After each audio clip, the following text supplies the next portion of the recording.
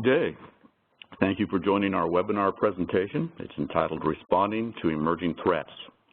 I'm Kent Watson with Textron Systems Geospatial Solutions.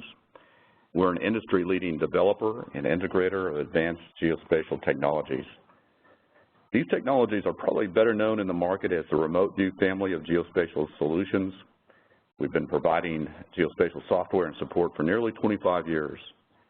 Today we're going to demonstrate how Remote View can be used to respond to the deepening and persistent threats facing our nation today, how it builds enduring partnerships to advance GeoINT collective capabilities, and to achieve GeoINT agility and responsiveness. We're also going to hear from members of the Textron Systems Civil and Commercial team. Civil and Commercial delivers end-to-end knowledge services that provide actionable intelligence across a variety of industries. Presenting first will be Herb Westfall. Herb is a senior software product specialist for Textron Systems Geospatial Solutions, a former U.S. Marine. He retired from the National Geospatial Intelligence Agency in 2011 with 32 years of GeoINT experience. He's worked with Textron Systems ever since. We'll begin the presentation with a presentation on meeting emerging threats, the challenges where technology can best be leveraged. At approximately the bottom of the hour, we're going to move to a question and answer segment before concluding remarks. However, we invite you to submit questions throughout the webinar by using the chat capability. As you hover over the blue tab at the top center of your screen, the chat icon will drop down. Just click on the icon, submit your question. Also, if you must leave the webinar before the Q&A session, note that everyone will receive a post-webinar email with both the recording of the webinar along with the contact information to submit questions or requests. So with that, let me hand things over to Herb. Hey, well, thank you, Kent, and thank you for that introduction, and thank everyone for your attendance here today.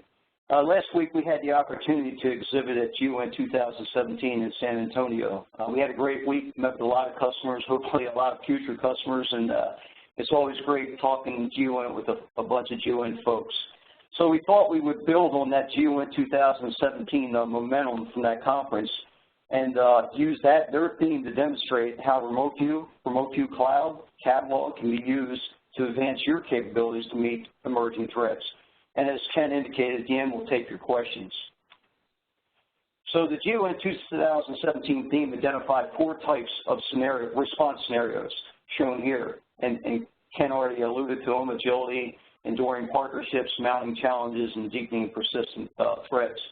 So what we did, we broke those 4 response scenarios down into workflows to show how Remote View Cloud, and Catalog can be used to be prepared for natural environmental disasters, to be able to share data with national, local, military organizations, to monitor state sponsors of terror, and to detect rogue nation activities. So today we're going to show you a bunch of Remote View tools and how you can do that and be prepared for your scenario. So with every response scenario, there's a production process. And you got to have some foundation data available and maybe some all-source data available to you as well. So you're going to look to, if you're military, you may look to NGA. If you're on the commercial side, you may look to NGA and also USGS. Digital globes, certainly in some of the commercial stats out there, as well as some of your local GIS shops. Tasking and collection, obviously you got to have data. So you got to task collect for your EO or IR or LiDAR data or good elevation data.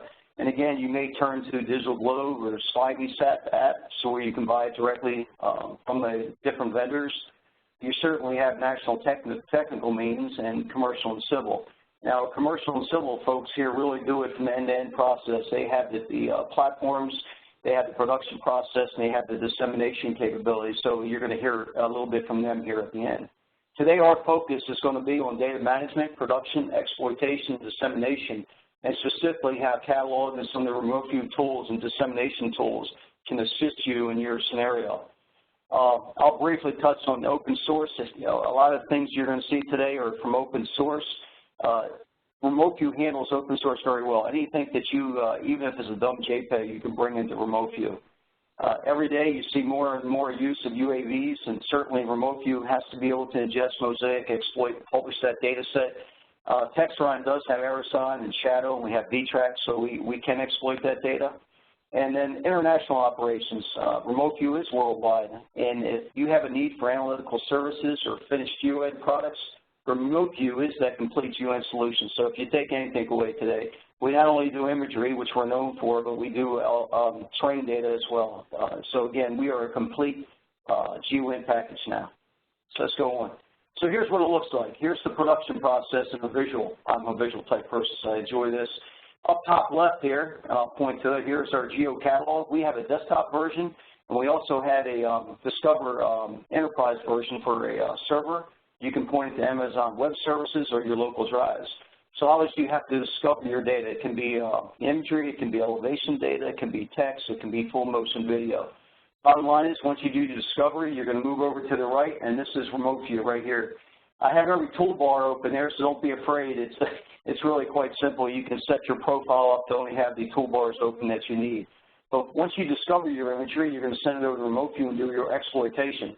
From your exploitation point of view, then you're going to send it out to Barbie Cloud. And Barbie Cloud comes with the File Explorer on your server, so all the products that you produce are shown there in the Explorer window. And then you simply can serve it out into Barbie Cloud in a web environment, or you can send it out to an iPad or your smart device. Let's take a look what that process looks like in the field.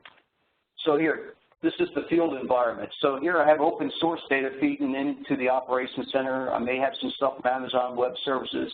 If you're on the military side of the house, you'll certainly have the intelligence community feeding you data.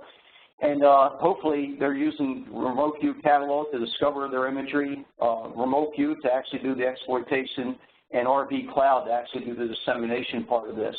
So in a good world, if you will, you have that data feed into the ops center, they're doing their exploitation, they're feeding it to the forward operating base, and then you end up with a quick response team out in the field, be it fighting forest fires, doing flood relief, or doing military operations, and now they can see their product in RV Cloud, and I'll show you a little bit that as we go.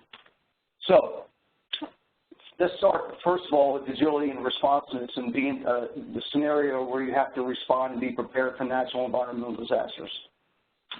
First up is the Oroville Dam case study back in February of 2014. The spillway, the emergency spillway collapsed, threatening the entire dam structure. Below that dam was over 100,000 people that may need to be evacuated. I had no knowledge of this area, and so I thought it'd be a good opportunity to look at what Remote View could do and provide to the teams and to the first responders. So let's take a look. First thing I used was the Multiview tool. I was able to see changes over time. So I found some, and again, a lot of this was open source. I found some California 1 meter 2014 imagery here showing the drought for a 10-year drought period, and you can see behind the dam all the terrain that was visible. Then we moved to some digital globe data in 2016. You can see that they did have some rainfall. It started to fill up, but in 2017 it got saturated and to the breaking point. And then I did a colorized difference there just to show you where the spillway collapsed.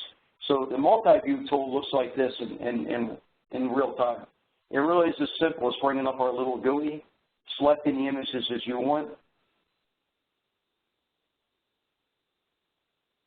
and then I'm going to cancel because I already created this Multiview image stack. So in the Multiview scenario, I can look at all those images. I can do it in a split mode, which is kind of neat. It gives you all those images as one image, or most likely you're going to use side by side. You can identify the images here as well. You can bring up to 20 images in here. If you notice, the toolbars are all dockable, so if you have 3 monitors or 2 monitors, you can set this up to have your profiles, your table of contents set up on a different monitor. Now we'll bring up the Multiview tool. And I love this part. This is a multi-cursor, so in one image as you point, it points at that feature in every image. Very powerful for change detection of damage identification. And then, of course, you can unlink the panes if you want to and do some manipulation and link all the panes back up and co-register them. Or you can go to the image stack now. In the image stack mode, it's going to be like a deck of cards, if you will, flipping through each one of those images. So here we're building the image stack, and now I'm flipping through. I can speed it up or slow it down. I can do a fade toggle, and here we go, looking at that.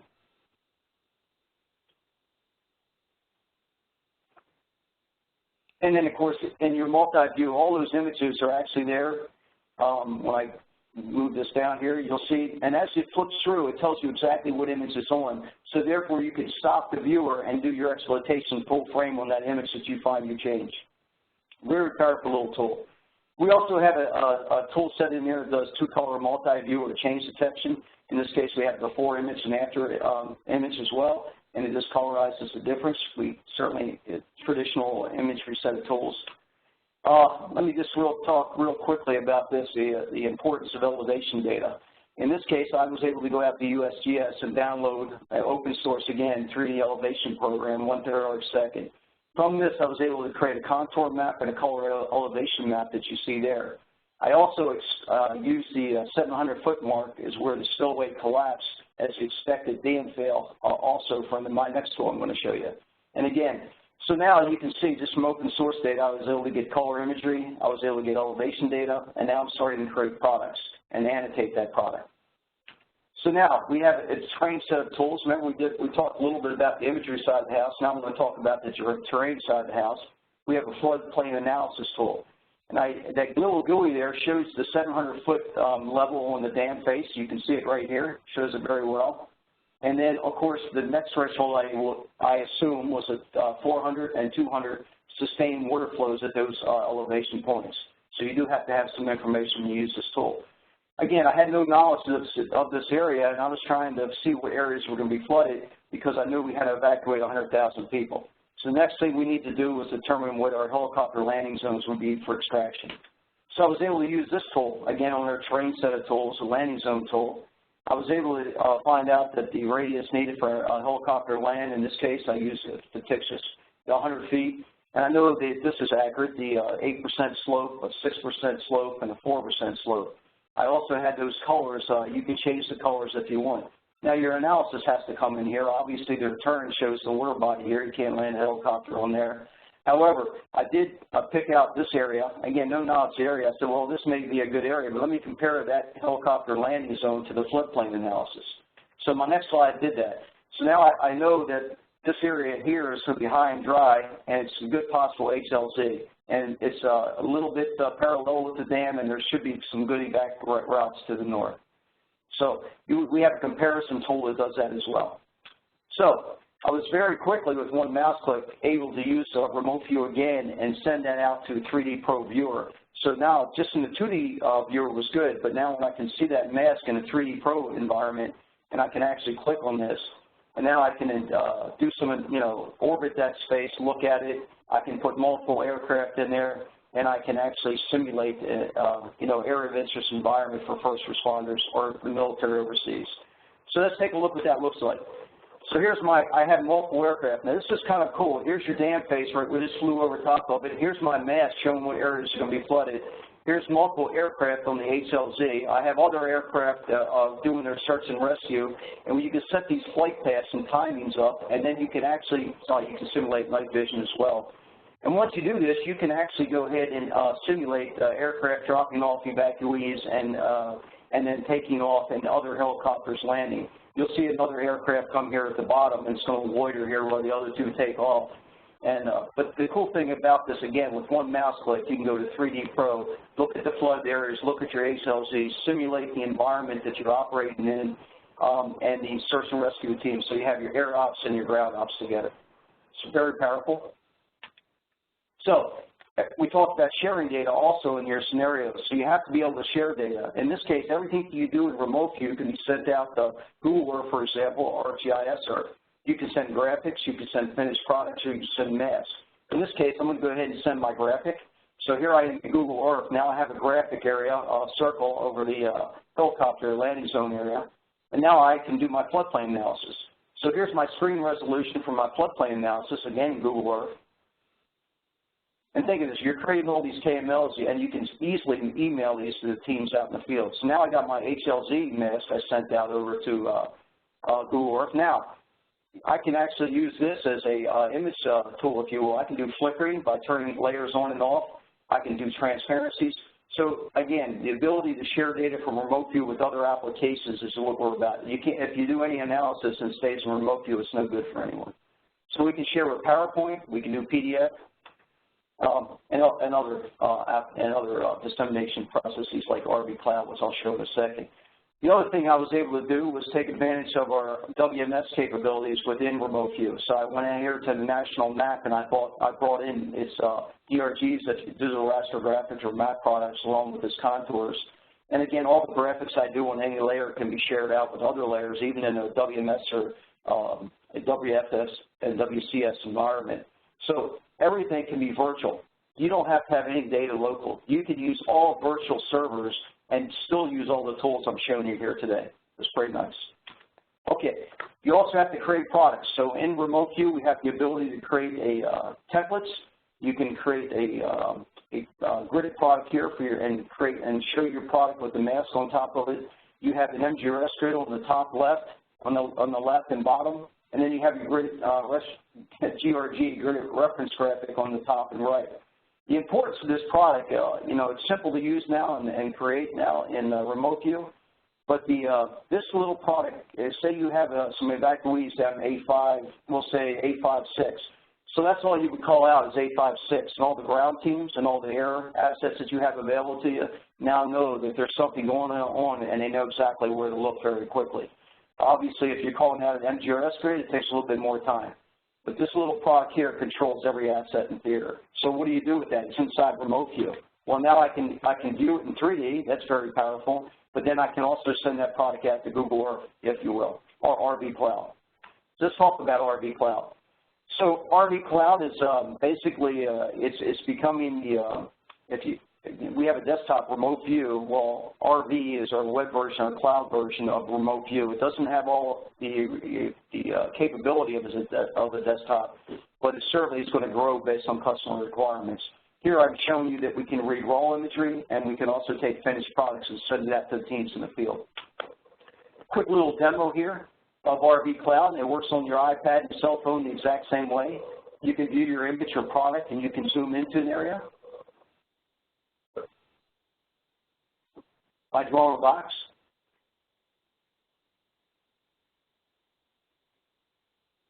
You certainly can take pictures of it and send it as a slide, and send it as directly to PowerPoint, or you can email it.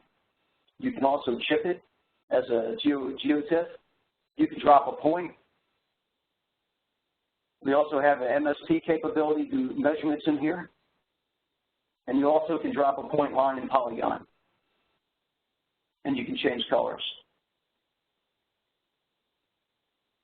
So again, it doesn't have all the capabilities of the desktop version, but as it matures and the cloud matures, we're certainly adding more and more capability. But this isn't bad right now. We have a lot of good capability. You can do haze, contrast, brightness, and sharpness adjustments. You have the traditional DRA range of adjustments. And then once you create your products, you simply send it out as a report, as a PowerPoint, if you will, or a slide, and let's see what it looks like.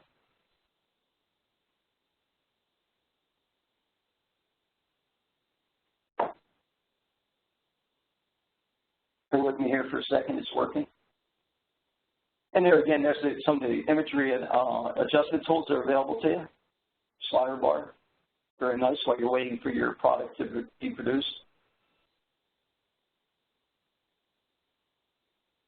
And you can reset. And there's your product in PowerPoint. Again, you can email this as well.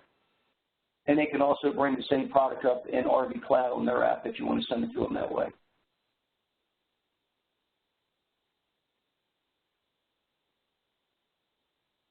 Yeah, look, I know how to close PowerPoint. Sorry about that, the delay there, guys. We also have some capability to do an overview image to show you where you're located.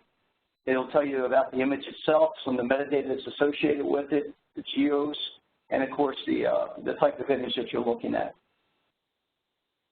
And we already talked about the DRA adjustments. Very powerful tool, though. Let's move on.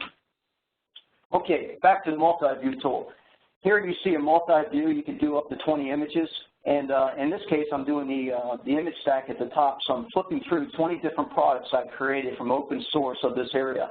This is a very powerful tool. I got shelter and evac routes here. I have shaded relief. I have landing zones. I have different types of imagery. I have a gridded reference graphic. I got floodplain, shaded relief, colorized elevation, slope, contour map. all in one viewer. And again, you have a multi-cursor so you can interrogate your area of interest or what you're looking for, be it HLZ or be it an evacuation route. All these things you can either bring into remote view or create in remote view, and then go into the image stack mode. Okay, let's move on about sharing data in national, local, military organizations. And what I want to focus on here is LiDAR data. We read LiDAR data directly now. We also have something called LiDAR Analysis for your GIS users out there. It's very good as well. And a good friend of mine, John Gale and Bill Vedito, can help you with that if you're more interested. However, remote view directly can read LiDAR data and take a nadir image shot that I'm showing here and take a drape on the first return of LiDAR and actually be able to do measurements in the 3D Pro viewer. So if you take anything else away from today other than that we're a GeoInt package, the ability to make sure you have the best elevation data and to ask for LiDAR. The more and more is becoming available because of the unmanned sensors as well. So again, LiDAR is very important to be able to bring that image to life. You can share that data directly in 3D PDF as well, as shown here on the left. And look at this, when you share that information from 3D Pro, it actually took that elevation LiDAR data and actually skinned it into Google Earth. Again, very, very easy to do. Everything I'm showing you here was done on a laptop, no special graphic cards or anything. So let's talk, we focused a little bit more on the imagery side of the house earlier and Barbie Cloud and dissemination. Let's talk a little bit more about our trained set of tools in GeoInt. We talked about floodplain analysis and go, no-go. So you can do your slope products as well and your route studies on this. You can do your HLZs, your helicopter landing zones in 2D or 3D. You also can do line of sight and field of view, and all those traditional trained analysis products that you would create if you were just a trained analyst. So again, we are a total GeoInt package now. And this is, let me just show you what it looks like. This is the first return from LiDAR. Using remote view, I was able to create a hill shade from a point cloud. From that point cloud, I was able to do a comparison using our comparison tool, the same tool that's used for multi-view, and I was able to blend that. The following image is that. Right here, it creates an image pair. I took that EO image right on top of the first return. Now, if you're a first responder out in the field, you can see every vertical obstruction that you're going to come across as you go into that area. Again, it's very powerful. You know, picture's worth 1,000 words. Well, it truly is. It truly is. Okay, moving on, I just want to throw some current events in here. The next two things I'm going to show you. Let's talk about state sponsors of terror. In this case, I went to a UN website and I found some damaged buildings in northern Syria before and after, and I was able to use the same tool that you use for multi-view and do a flicker. I'll just show you that real quick. And again, if you're an insurance company and you're out there in a flooded area with damage or a tornado or hurricane, you certainly can use this tool as well to see the before image and after image. You can do a swipe, as I'm showing you here. And you can do again, imagery set of tools with the flicker. And these were dumb JPEGs. You can actually line them a little bit better than I did here, but they were not georeferenced at all, and they still work very well with the tool. And again, I can do a fade toggle, and then I can do a transparency, a blend here, and so forth. Let's move on. And then the last thing I'm going to show you here today is about detection of rogue nations and seeing what activities that they're doing and how you can monitor that.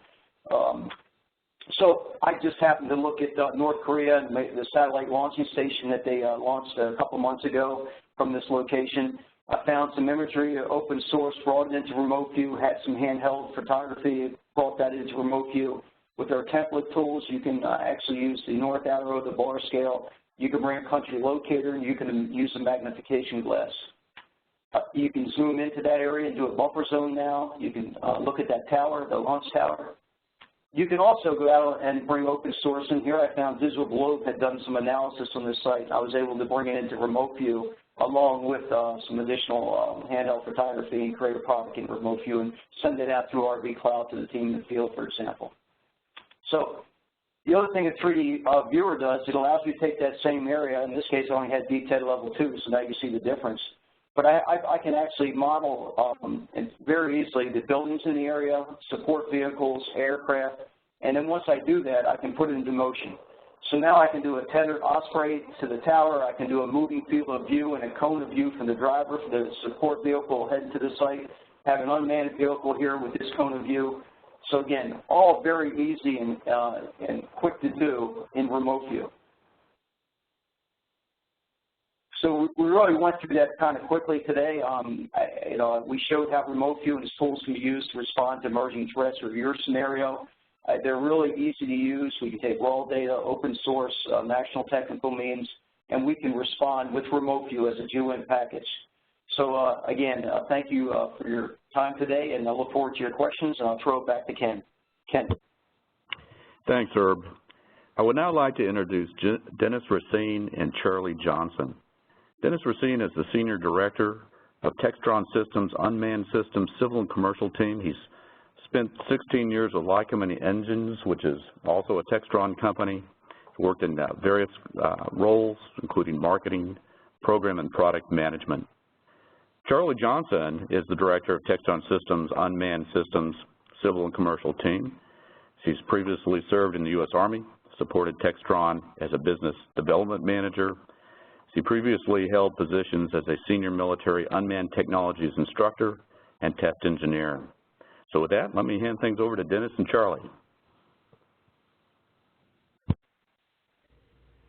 Thank you, Ken. I hope everybody can hear me. And Herb, thank you very much for the geo overview. I actually learned quite a bit, and I appreciate the the work on the front end. I think our two presentations go very well together, and our capabilities will work really well.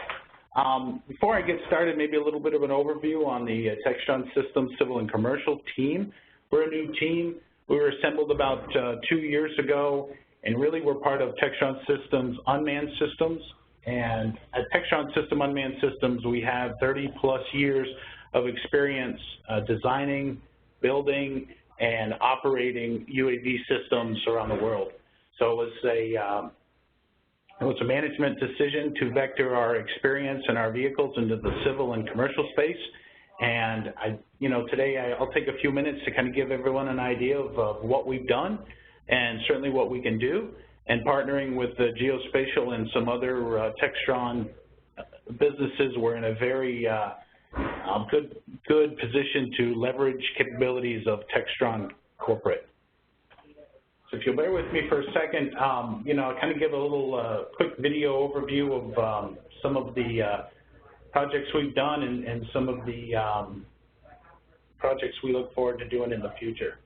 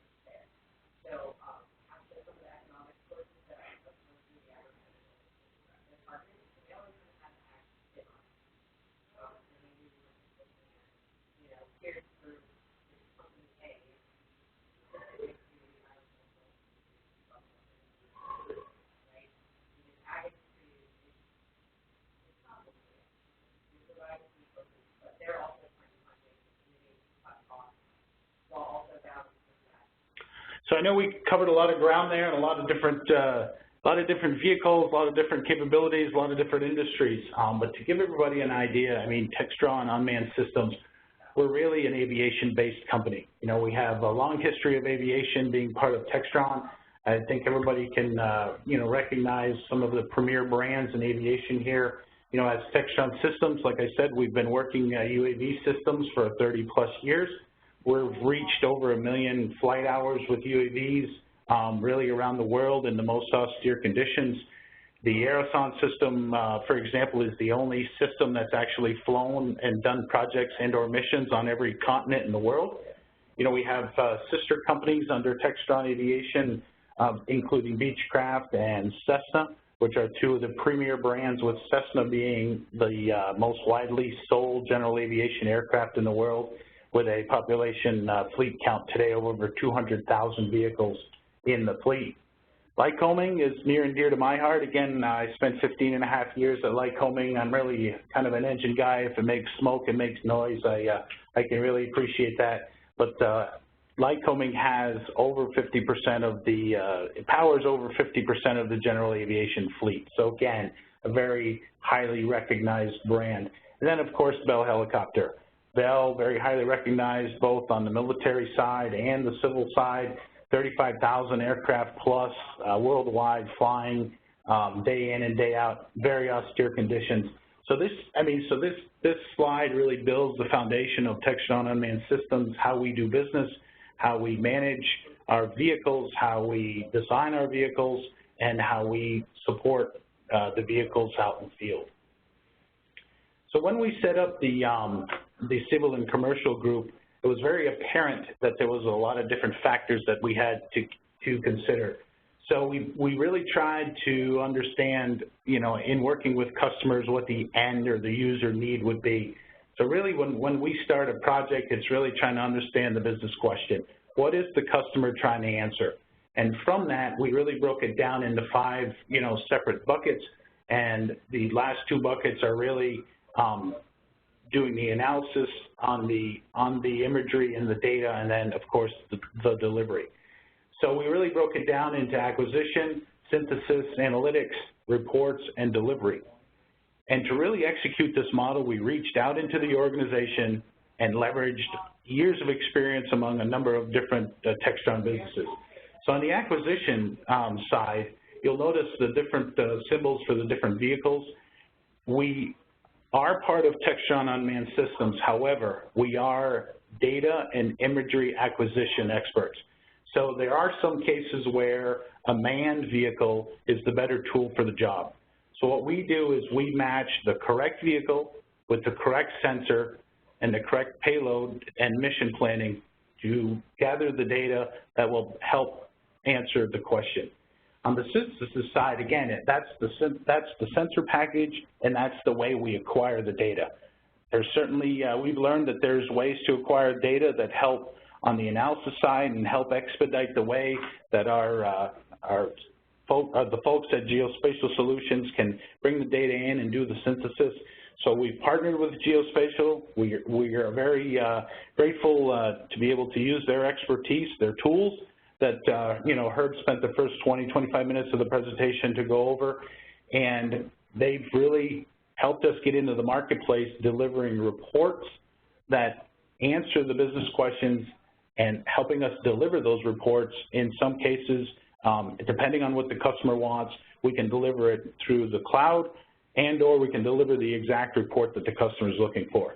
So this model really gives us the flexibility to not only sell systems on the front end, which we do every day and we're really good at. We'll sell a customer a system, provide the training, provide aftermarket logistics and support throughout the life of the vehicle, or in a lot of cases on the civil and commercial side, we have customers that are simply looking for a reliable partner that will provide them with the business answers that they're looking for. So our model gives us the flexibility to provide the end-to-end service, and of course using our our friends at Geospatial Solutions. Trying to kind of understand some of the projects that we've done. The next few slides kind of give you an idea of what we've done, what we're capable of doing, and as we go out into the marketplace and understand what customers are looking for. Our vehicles are really sensor agnostic. So we work with all the sensor manufacturers. We're trying to find, the latest and greatest sensors that will provide the highest level of resolution and/or the highest level of data that that a customer is looking for. Certainly full motion video, high definition capabilities, thermal imagery, of course, LiDAR. I know Herb touched on that earlier. Multispectral, which is, very popular in the precision ag market. Wide area mapping and monitoring. Again, depending on the size of the project, we have a lot of different vehicles that allow us to gather data either faster or with more resolution, so we can really match the correct technologies to the product.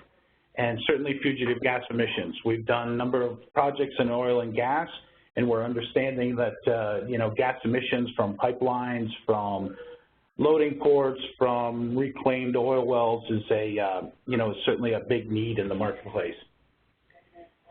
And Herb beat me to the punchline, certainly. The analysis that's done, again, working with our the sister company, Geospatial, we can provide a lot of analysis and a lot of different phases of analysis.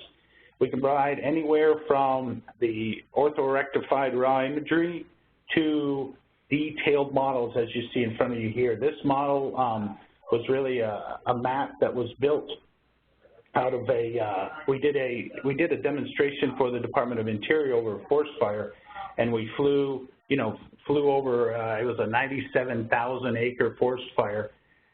We flew over the area. We were able to build some maps. We were able to build maps around the fire line, pick up some hot spots with our infrared capabilities, and then we were able to deliver the maps in these, and I call them the really ugly mint green, but the mint green format that the Department of Interior was used to seeing.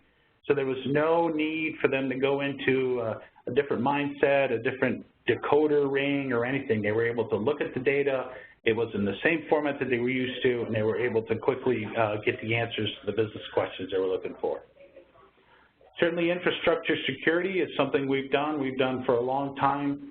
As we can see here, persistent security over, this is a tank battery for the oil and gas industry. Herb went over some of the tools that we can use, very high levels of resolution, so you can get very detailed imagery, perimeter surveying and mapping. Again, Herb's tool on the change detection, you can certainly pick up a lot of changes in the containers and have a good understanding of what's going on. And then, of course, change detection and the incredible diversity of that tool. Energy and industrial, we've done a lot of work on the utility side with, again, leveraging Textron tools and tests, their connections into the utilities industry. We've been able to really get an understanding of what the utility customer is looking for. Everything from, site assessments, if you can envision a utility that has thousands of miles of high power transformation lines where they're trying to understand the, what the right-of-ways look like from a vegetative encroachment, or, what they look like from a, even trespassing encroachment. We've literally seen folks, building structures on utility property. So it's really information we can provide quickly and effectively. Reclamation surveys, again, right-of-way inspections, volumetric analysis.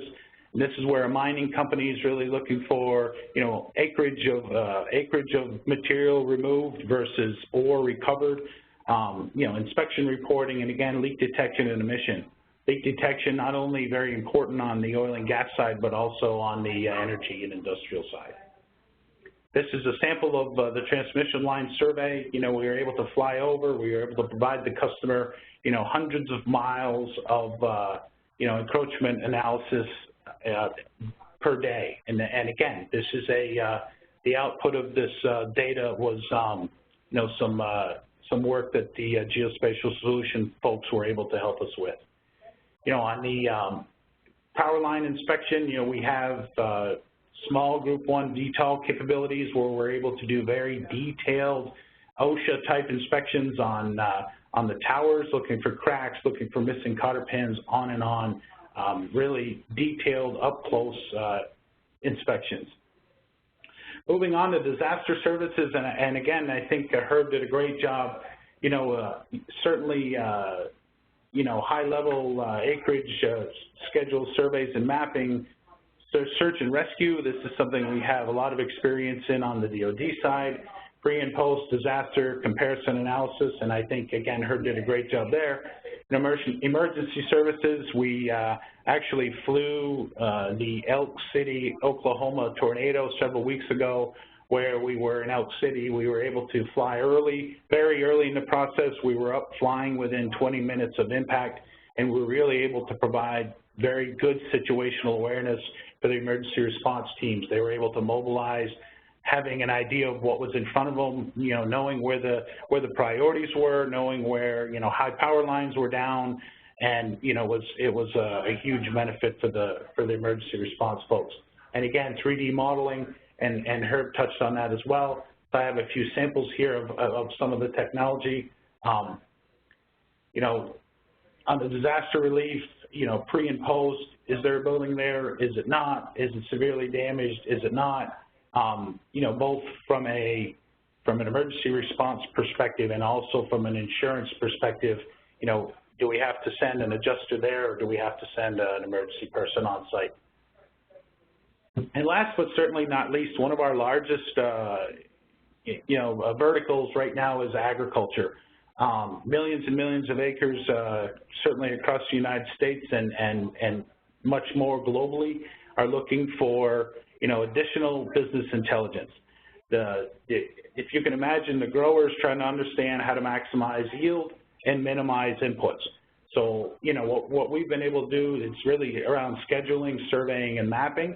It's really around vegetative health measurements, and I'll show you a few of those. Certainly 3D mapping, where they can understand drainage, they can understand floodplains, and one of the key advantages that we've been able to offer is an emergency service. And a good example of that is, the orange crop in Florida. Typically, we always hear that there's, late March, there's a frost in Florida, and how will that impact the orange crop? Well, we have the capability and the flexibility using vehicles throughout the Textron corporate reach that we are able to be on site in a lot of cases within 24 hours. We can be at the site, we can do the survey, and we can understand the impact of the, of the frost. Different than a lot of our competitors, which take a number of days typically to be on site. So some of the, again, just giving you an idea of some of the maps and some of the analysis, and working with, again, geospatial as well. This is the typical PNSI vegetative health indice maps, where we can overlay either a specific property or one field versus another, or we can even scale. We can overlay one county versus another, and as we gather the data, we can continue to scale. Some of the different indices we provide, certainly the 4 bands of different indices that the analysis is typically done with. And we work with our end customers to provide, the data in the format they want to see. We have some customers that have a lot of analytical ability as well, so we provide, geo-rectified imagery, and off they go. And we have other customers that really want simply the report. What's the answer? So our model is very flexible. We leverage all the Textron businesses that we can. And again, I know that I've said it a number of times, with the geospatial folks have been very good to work with in using a lot of their expertise, their tools, and their analysts to help us deliver the answer to the questions. Great, thanks, Dennis. That concludes the presentation portion of our webinar today. We're now going to move into a segment of question and answer. Again, to ask a question, just hover over the blue tab at the top center of your screen. The chat icon will drop down. Just click on the icon and submit your question. As we wait for the first questions, let me just say again that subsequent to today's webinar, you'll receive an email containing a link to the recording of this presentation. The email will also contain contact information for further communication that you might seek. Now let's move to our first question. The first question has to do with the scope or the range of service and coverage. I think I'll just mention that it's global. Yes, we do cover the U.S. and Canada, and again, it's a global service that both Textron Systems, Civil and Commercial, as well as Textron Geospatial Solutions provide. The second part of the question, or another question, is do you acquire HSI? And I'm going to let either Dennis or Herb field that. Again, the question, do you acquire HSI? Sure. Is that, I guess they're referring to hyperspectral imagery? Yeah, certainly. We have a Super Tube technology now in remote view. You can read up to 16 bands at a time. And so we are taking advantage like WorldView 3 and 4 and bringing that into remote view, and you can do your multispectral analysis. Yeah, and thank you, Herb. From the acquisition side, you know, the payloads that we carry and that we use in the field, absolutely, we can capture that imagery.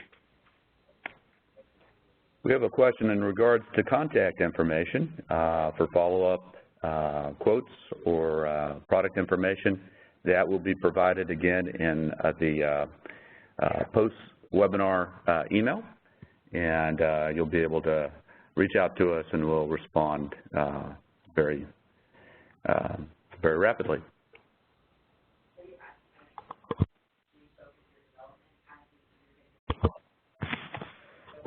Well, it looks like that's it for today. If there are any other questions, please don't hesitate to contact us. Also, please be on the lookout for a follow-up email. Thanks again, and have a good rest of your day.